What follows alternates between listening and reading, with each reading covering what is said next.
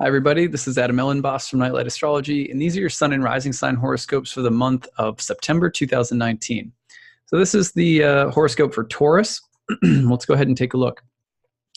Big news of the month is that there is a huge amount of planets congregating in Virgo in your fifth house, and all month long they are activating a T-square opposition to Neptune in your 11th house and square to Jupiter in your 8th house.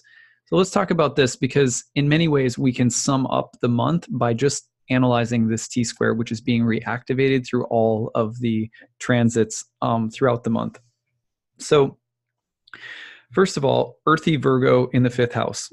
This is a house of good fortune. Traditionally, it's a house that's associated with the resources and assets of the family or the home, such as children or the wealth of a family or something like that. But also the fifth house is related to creativity, joy, and pleasure. This is traditionally called the joy of Venus. So right now there may be a lot of changes happening. If you have kids, your kids could be in the spotlight this month.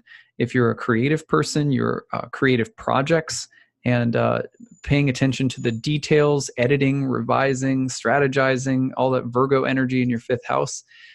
You could also be looking at your relationship to pleasure or happiness in general, what's healthy, what's unhealthy. And with all of that being said, it's also just an earthy, productive period for you. Because all of those planets in Virgo are really going to help you get your ducks in a row and just, get right to crossing things off the checklist. So very productive energy. However, some things to be aware of: opposition to Neptune, square to Jupiter. These energies in your 11th and 8th houses are also calling into question, for example, things like your group involvement, if you belong to groups or communities. Also, issues around what other groups or communities give to you and what they require of you. For example, a group of friends. What am I getting out of this? What am I putting in? What am I getting out? Or any kind of group that you belong to, religious, spiritual, academic, social. Questions about the role that these kinds of people or groups play in your life this month can be really highlighted. At the same time, the Jupiter-Neptune dynamic across the 8th and 11th house has a lot to do with the give and take. I'm receiving things from other people. I'm receiving benefits or blessings or inheritance or allies or benefactors or grants or loans, things that we receive that may help us to do or accomplish something. And having to look very carefully at what we are willing to compromise or not compromise based on our desire to receive certain kinds of help, recognition, certain kinds of friends or social circles, and making sure basically that we're not compromising ourselves or our values in the process of trying to obtain something through other people. So that's something to think about all month long as well.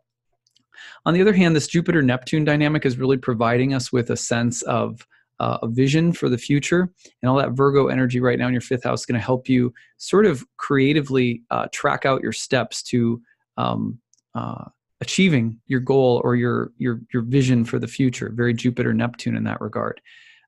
So I think you could also find that you are surprisingly you're benefiting in unexpected ways this month. It would not be surprising to see some kind of windfall or just some kind of support coming in unexpectedly. It's just that Jupiter-Neptune has that kind of almost miraculous, otherworldly sense of offering support and blessings.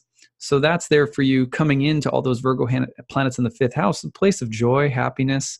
And so, this could be really just a month where there are just unexpected blessings and a lot of just joy and happiness coming through. Would not be unexpected, for example, to see, Taurus is out there getting pregnant, Taurus rising, news of pregnancy, something like that. This could also be about, the different kinds of joy that we receive from the different kinds of people that we have in our life. So a number of different ways of thinking about it. Now, a few other transits that I want to mention this month, because that's really the big news of the month. You got a Mars Cazimi in Virgo to start the month. That's really an empowering moment, should be very productive. Wouldn't be surprised if you saw some kind of like someone in power with rank or authority giving you something or giving you a task or responsibility, or promotion or something like that. Then between the 3rd and the 5th, Venus will oppose Neptune. Watch for issues in your relationships. That's a pretty romantic transit, but the Venus-Neptune opposition can also just reflect the kind of, just some of that romantic energy that we can get a little intoxicated by. So you want to be careful around about that. That's not a good time at the very beginning of the month. You want to be careful of things like, going out on a first date and getting intoxicated. May not see things clearly. It's that kind of energy. Be careful of that, but otherwise enjoy the romantic aura of that transit the first couple of days of the month. Now, I mentioned the T-square already. Really, that T-square is so powerful between the 8th and the 12th of the month when the Sun and Mars will both square Jupiter. You watch for a kind of really invigorated and inspiring moment around that time. It could be that there are some unexpected bills or kind of like karmic moment of owing something, very Jupiter in the 8th house. But you may find, given the sort of positive placement of Mars and the Sun in the 5th house of good fortune, that somehow it works out all right, or you're able to sort of meet the challenge of having an unexpected bill or something like that. Otherwise, the other thing, I know this is going to sound like I'm speaking in a contradiction here, but Mars and the Sun square to Jupiter can also be about empowerment and gaining the support of other people. Jupiter in the 8th is a little tricky because Jupiter in the 8th means that something good comes from other people, but it can also speak to debts, because when things come from other people, they're thought to come from karmic debts.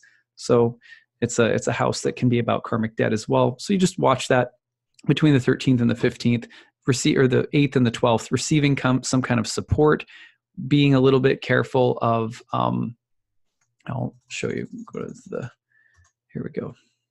So you're going to see this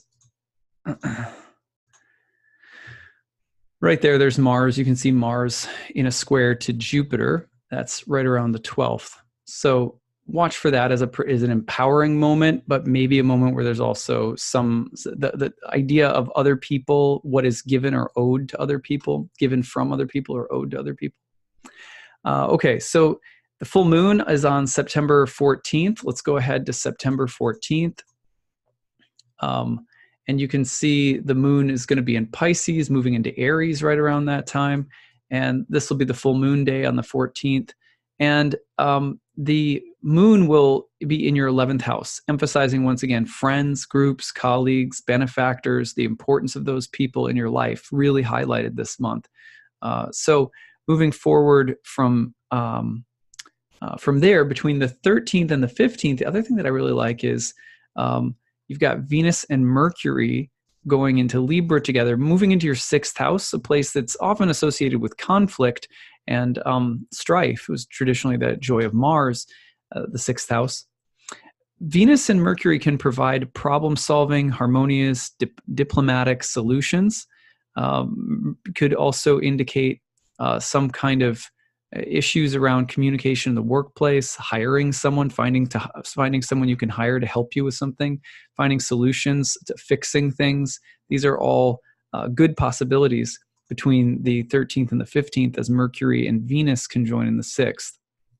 Okay, so then we go into the Libra energy at the very end of the month.